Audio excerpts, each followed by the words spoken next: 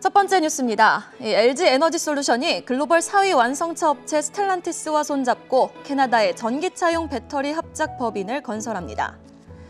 롯데그룹의 두 식품 계열사인 롯데제과와 롯데푸드가 합병합니다. 지난해 기준 롯데제과와 롯데푸드의 매출액 합산 규모는 3조 7천억 원입니다. 정호영 LG디스플레이 사장이 삼성전자와의 OLED 협력 가능성에 대해 조건만 맞으면 가능성은 열려 있다고 말했습니다. 한편 삼성전자는 미국에서 QD OLED TV 사전 판매를 시작했습니다. 어제 국내 증시 시간외 거래에서 인성정보 등 원격 의료주가 일제히 상승했습니다. 코로나 팬데믹 이후 의사 환자 간 비대면 진료가 한시적으로 허용된 가운데 하루 평균 5,166건의 비대면 진료가 이뤄진 것으로 나타났다는 소식이 전해지며 강한 매수세가 몰린 것으로 풀이됩니다. 자, 롯데그룹 뉴스부터 터치해보도록 하죠. 롯데가 변모하고 있는 것 같습니다. 최근에 또 헬스케어 사업에 신사업 진출한다라는 소식까지 들리고 있고요. 롯데제과, 롯데푸드 합병 소식이 들려오면서 총 매출 4조, 종합 메가식품 기업 탄생을 예고했습니다. 사실 롯데가 껌으로 시작한 기업 아닙니까? 근데 지금 이 매출 4조 종합 식품 기업 탄생 뉴스 얼마나 좀 큰 뉴스로 좀 우리가 받아들일 수 있을까요? 네, 말씀하신 대로 롯데제과와 롯데푸드가 이번에 합병을 결정을 했습니다. 방식은 롯데제과가 이제 푸드를 흡수 합병하는 방식인데요. 당초 빈과 사업 부분 합병을 원래 계속 얘기를 하고 있었어요. 근데 이제 방향을 선회해서 이제 두 기업 자체를 합병하는 방향으로 선회를 했습니다. 작년 매출 기준으로 롯데제과가 2조 1,454억 원 정도 나오고요. 롯데푸드가 1조 6,078억 원 정도 나옵니다. 이로써 합산 규모 3조 7천억 원이 넘는 초대형 식품 기업이 이제 하게 될 전망인데요. 일정을 좀 살펴보니까 합병 결의가 어제 날짜였고 5월 27일 날 주주총회를 합니다. 그리고 7월 1일 날 합병을 완료할 계획이다라고 좀 나와 있고요. 존속법인은 롯데제과입니다. 금감원 전정식 다트를 살펴보니까 합병 비율이 이제 보통주 기준으로 제과 대 푸드가 1대 2.8051744주 정도 나오더라고요. 이렇게 되면 롯데푸드 한 주당 롯데제과를 2.8051744주를 준다라는 그런 얘기인데요. 신주 상장 예정일은 7월 20일입니다. 일단 합병 후에 롯데제과는 제일 먼저 아무래도 이제 중복 사업이 있죠. 이제 빈과 쪽을 이제 아무래도 조직 통합을 할 것으로 이제 예상되고 있습니다. 그렇게 되면은 혜태를 지난번에 인수했었던 이제 빈그레죠. 이제 이걸 제치고 이 기업을 제치고 이제 빈과 시장 1위를 탈환하게 될 예정이다라는 그런 분석들이 나오고 있습니다. 일단 두 기업 모두 어제부터 이제 오늘 오전 9시 장 시작할 때까지는 거래 정지가 유지가 되고요. 오히려 장전의 효과에서 이제 안 하겠다. 이제 9시 시장 시작하면 하겠다라는 그런 의미로 보시면 될 것 같고 개장과 함께 정지가 해제될 예정이니까 이 부분 참고해 보시면 좋을 것 같습니다. 일단은 현재 롯데제과를 보니까 시가총액이 어제 기준으로 7,379억 나왔고요. 자본이 1조 3천억. 일단 요거만 봤을 때는 저평가다라고 좀 보실 수 있을 것 같고요. 롯데푸드 같은 경우도 시총 3,900억 원 그리고 자본금이 7,800억 원. 자본금의 반밖에 안 됩니다. 시총이 정말 엄청난 저평가다라고 좀 보시면 될 것 같아요. 근데 두 기업 모두가 저평가이긴 하지만 잘 아시는 대로 굉장히 무거운 기업입니다. 이에 따라서 사실은 시간에 대한 기회비용을 따졌을 때 이 기업에 조금 투자를 하시는 것보다는 다른 쪽에 투자하시는 게 좋을 것 같다는 그런 말씀을 드리고 근데 하지만 투자 금액이 크신 분들 좀 나는 장기 투자 좋아하신다고 하는 분들은 주가도 충분히 저점에 내려와 있기 때문에 이 기업들 관심 가져보시면 좋을 것 같고요. 합병 이후에 하시는 것도 괜찮고 합병 전에 하시는 것도 괜찮은데 저는 그냥 최대한 안전하게 합병 이후에 한 며칠 지켜보시다가 투자하시는 것도 좋을 것 같다라는 의견 드리겠습니다.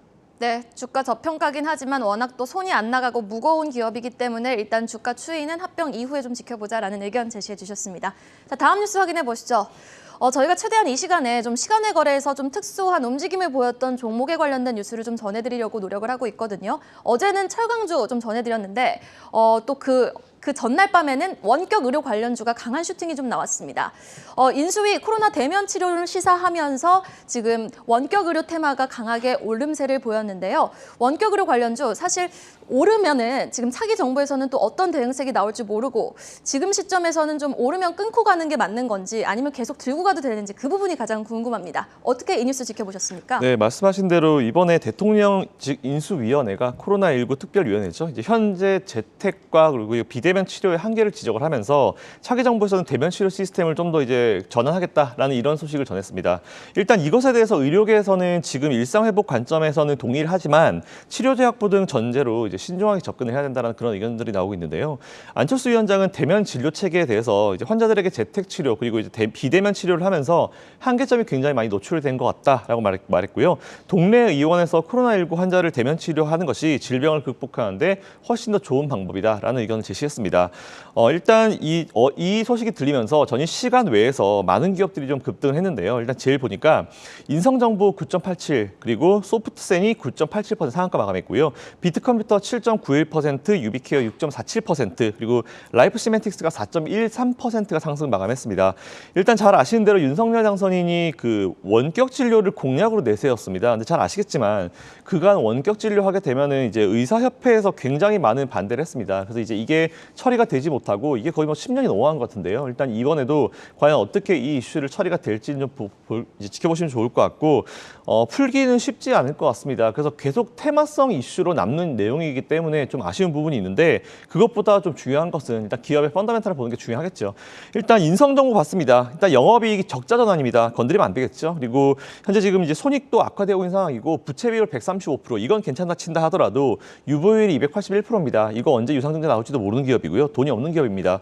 자본금이 725억이고 부채가 982억. 인성정보 그냥 테마성으로 건드리지 않으시고 수익 중이신 분들은 짧게 치고 나오시는 게 좋을 것 같다라는 말씀드리고요. 소프트센 같은 경우는 매출액이 52% 증가, 영업이익이 1,132.7% 증가, 순이익이 흑자 전환했고요. 부채 비율 43.68%, 유보율이 180%인데 앞에까지는 다 괜찮습니다. 근데 유보 비율 사실 저는 이제 기업이 돈이 있는지 없는지를 굉장히 중요하게 여기는데 유보 비율 180% 저는 안 건드립니다. 이 부분 참고해 보시면 좋을 것 같고요. 비트컴퓨터 매출 4.2% 증가했고요. 영업이익 27%, 순이익 4.5% 증가, 부채 비율 21.63%고요. 유보율이 620.55%. 앞에 종목들보다 유보율이 좀 낮긴 하지만 그렇다 하더라도 제 기준인 1000% 이상에는 미달하기 때문에 비트컴퓨터 역시 일단 많이 투자하실 분들은 정말 단기로 정말 짧게 투자하시는 게 좋을 것 같고 오히려 초보 투자자분들은 접근 금지라고 말씀드리겠습니다. 유비케어 매출액 4.2%, 영업이익 27% 증가했고요. 그리고 순이익은 4.5%, 부채 비율은 21.63%, 유보 비율이 620.55%. 보시면 전체적으로 유보 비율이 낮습니다. 이에 따라서 일단 비트컴퓨터 유비케어 같은 경우는 유보 비율이 좀 낮긴 하지만 나머지 부분이 괜찮기 때문에 단기적 접근 가능 의견 드리고요. 마지막으로 라이프시멘틱스 일단 매출액 3.2%, 영업이익이 마이너스 15.8% 나왔습니다. 순이익은 18.7% 증가했고요. 부채 비율은 22.48%, 그리고 유보 비율이 366.86%. 5개 종목들 중에 유보 비율 기준으로 제 기준 맞는 거 하나도 없습니다. 일단 그렇다 하더라도 테마성이 너무 짙은 기업이기 때문에 원래 원격 진료는 여러분들 길게 투자 잘 안 하시기 때문에 본 기업들 실적 체크 잘 하시고 앞으로는 실적과 이 회사가 돈이 있는지 없는지 여부가 굉장히 중요합니다. 이에 따라서 5개 종목 관심 가져보시면 좋을 것 같은데 초보 투자자들 분들은 아무리 접근 금지 의견 드리고요. 그리고 조금 투자 오래 하신 분들, 트레이딩 잘한다 하시는 분들은 철저히 단기적으로 접근하시라는 의견 드리겠습니다. 네, 제가 뉴스를 다시 한번 정리를 해드리면요. 원격 의료주가 시간외 상승해서 급등을 한 부분은 지금 정부에서 하루 평균 5,100건 이상의 비대면 진료가 이루어졌기 때문에 시간외에서 급등을 한 부분이 있고요. 하지만 이번 정부 인수위가 코로나 대면 치료를 시사를 하면서 이번 정규 시장에서는 지금 원격 의료주가 어떤 모습을 보일지는 지켜보셔야 되겠습니다. 자, 원격 의료주 시간외 상승해서 급등한 부분 뉴스 짚어봤습니다. 자, 그럼 이번엔 전략 이야기 들어보고 넘어가 보도록 하죠. 자, 본부장님, 일단은 전날 상승분을 일부 반납한 모습의 뉴욕 증시였습니다. 전략 오늘 어떻게 좀 챙겨가면 좋을까요? 네, 자 미국 증시가 상반기는 계속적으로 변동성이 이어질 것이다라고 예측은 하고 있습니다. 자, 중간 선거까지는 하락폭을 다 되돌릴 거라고 예측을 하고 있지만 중간 선거가 올해 11월입니다. 그래서 아직 시간적인 여유가 많다라고 말씀을 드리겠고 그렇기 때문에 향후 상승 속도와 폭에 대해서는 어느 정도 기대치를 좀 낮출 필요는 있다라고 말씀을 드리고 있습니다. 그래도 상승 추세는 계속 이어질 것이다 예측을 하고 있고요. 따라서 매수 전략을 유지를 하는데 국가별 투자에 있어서 국가가 가지고 있는 경쟁력이 있는 업종에 대한 투자가 정말 중요하다는 말씀을 드리겠습니다. 네, 알겠습니다. 김선영 대표님은 오늘장 전략 어떻게 챙겨가는 게 좋다고 생각하십니까? 네, 한마디로 모든 문제의 시작점이 사라지면 빠르게 원자리로 돌아옵니다라는 말씀을 준비해봤는데요. 잘 아시는 대로 러시아 우크라이나 이슈 지금 유일하게 두 가지 문제가 있죠. 러시아 관련 우크라이나 이슈가 문제가 좀 있고요. 인플레이션 관련 두 가지가 있는데 푸틴이 또 여러 가지 문제를 얘기를 하면서 또 시장에 좀 어려움을 겪고 있는 것 같은데 일단 요 이슈 자체가 둘이 평화협정을 하든지 어쨌든 간에 요 이슈가 사라지게 되면 정말 빠른 속도로 또 시장은 안정을 찾을 겁니다. 그렇기 때문에 지금은 흔들리지 마시고 투자를 이어가시라는 의견 드리겠습니다. 네, 알겠습니다. 어떤 대외적인 조건에도 흔들리지는 말자라는 전략 제시해 주셨습니다. 팩트체크 시간 두 분과 함께 해봤습니다. 유한타증권 유동원 본부장, LNS홀딩스 김선영 대표 수고해 주셨습니다. 고맙습니다. 감사합니다.